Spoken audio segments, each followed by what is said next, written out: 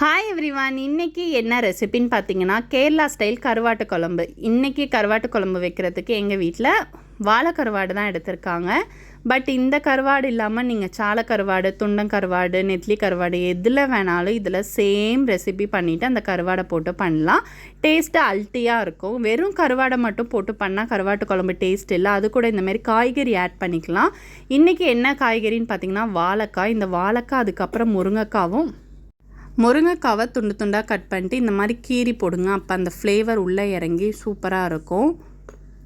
கருவாடில் அவ்வளோ ஸ்ட்ரென்த் இருக்குது. மீனை விட கருவாடு ரொம்ப உடம்புக்கு நல்லது. அதுமாரி நம்ம வாங்கி வீட்டில் ஸ்டாக் வச்சுக்கலாம்.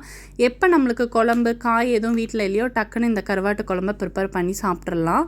ஸோ இந்த தக்காளி பார்த்திங்கன்னா ஊர்லேருந்து எடுத்துகிட்டு வந்த தக்காளி, பச்சை தக்காளி, புளிப்பு இருக்காது. ஸோ நல்லா இந்தமாரி பெருசு பெருசாக வெட்டி போட்டு அந்த குழம்போடு பிசைஞ்சு சாப்பிடும் போது டேஸ்ட் அல்ட்டியாக இருக்கும். கண்டிப்பாக ட்ரை பண்ணி பாருங்கள்.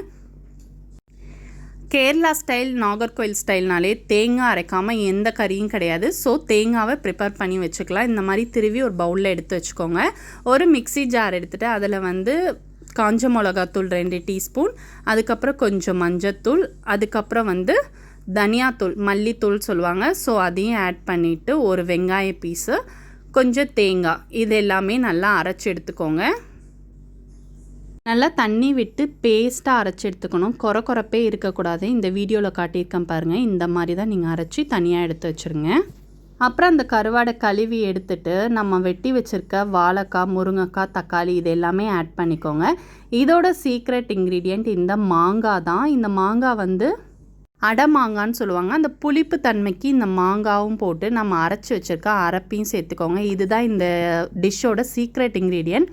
நம்ம புளி கரைச்சி ஊற்றுறதோட இந்த மாங்காவை ஆட் பண்ணி கருவாட்டு குழம்பு வச்சிங்கன்னா அவ்வளோ மணமாக இருக்கும்.